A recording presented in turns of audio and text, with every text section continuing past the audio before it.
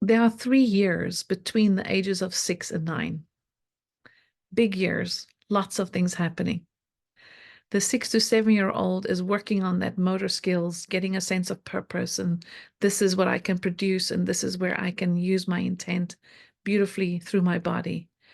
More competition, more rivalry, more working on my fine motor skills and being able to write little secret notes to others, practice to write my name in different ways. There's a development of perseverance and self-determination at this stage that's pretty nice to observe. Also a lot more verbal and with more thoughts and ideation coming together in a verbal way. In math, they can also do math columns now where they can shift it over the ones and the tens and the hundreds, right, over that space. They can also start to think more three-dimensionally in their brain of their own visualization and ideation. This also brings them to a place where they can start to take more perspective on others, but they're still working on it. Don't think that full empathy is there yet. It's not. It's still a little bit selfish. Like, how's that going to impact me? But there's much more available to try and understand what somebody else is going through and what they're thinking. But this whole work and social can be still very hard. They do have a very clear distinction of right and wrong, though. They know what's right, they know what's wrong. And that sometimes can be also hard because life can sometimes be unfair. And they will say, it's so unfair. But it's not really ever fair, is it? Has life dealt fairly with you, with me?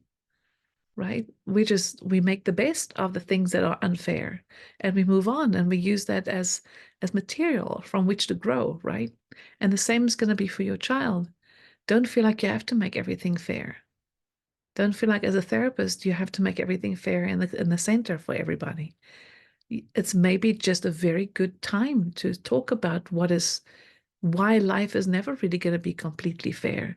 And it may be a really good training ground for individual differences and respecting others, and what they're bringing to the table. But this is also a time of worry and a time of confusions and anxieties.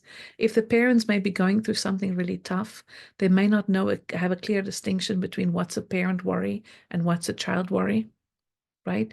And we often have to really help them understand that. Otherwise, they may take on the worry of the parent, which is not good because they don't have the emotional maturity to really deal with that. So there needs to be a clear distinction and a clear line made. And then also when things have gone a little bit astray and it's not going the way that they want to and they're becoming anxious, they may resort to toilet humor, Captain Underpants humor, and deflect by being silly, right? Because they want to take away from the situation that's caused the anxiety. And so that they may be using that to mask. Yes, and also I wanted to really make sure we talked about this because if they are caught doing something wrong, at this stage, the guilty conscience is going over the top, okay? So please make sure that any quote unquote punishment reward system is truly commensurate to the crime and not an over the top place where the child is harshly dealt with because it's a very vulnerable stage for developing self-esteem and developing the I can attitude towards life.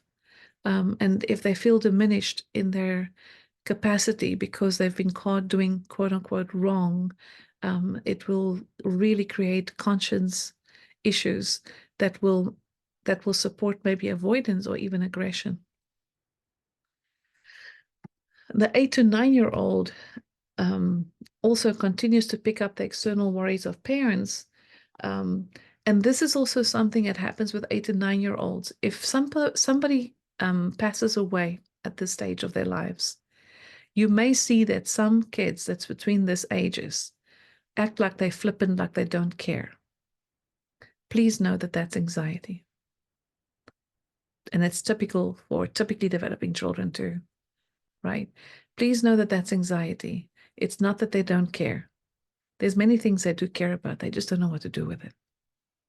And when kids don't know what to do, I'm fine. I'm fine. How's your day? I'm fine, right? It's not really fine. You know it's not fine. It doesn't sound very fine, right?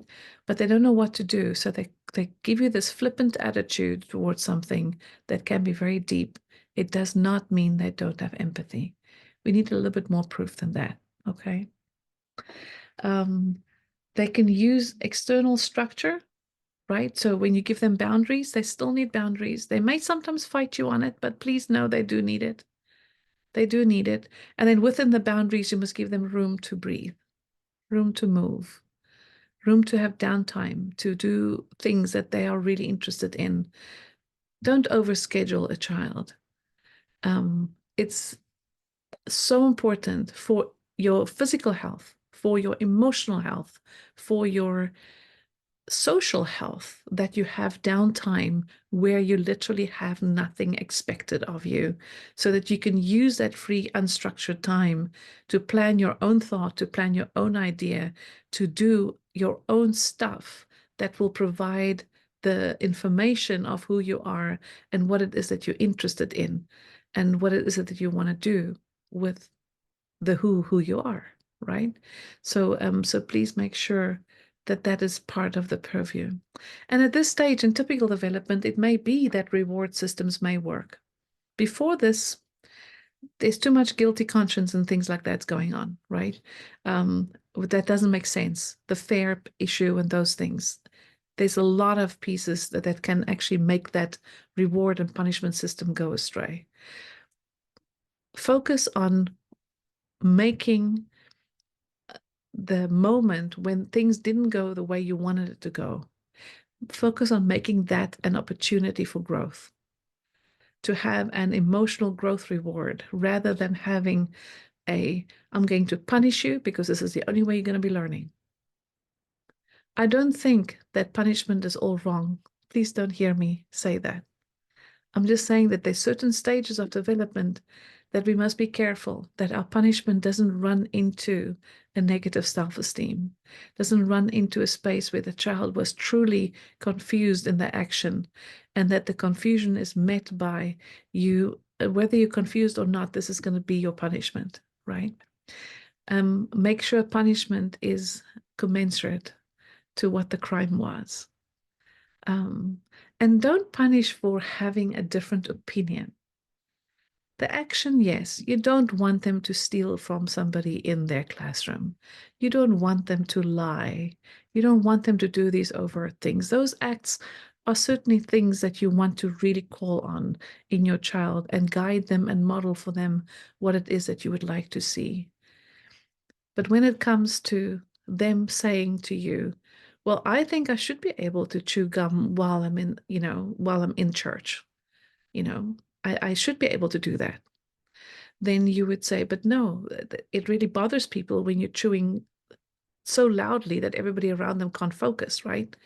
Yeah, but I really, when they have that opinion, don't punish them for it. Help them to see what it is that you're seeing. Help them to see what it is that they are experiencing. And maybe there's something else they could do besides chewing gum that's going to help them to focus, because chewing gum really does help focus, okay?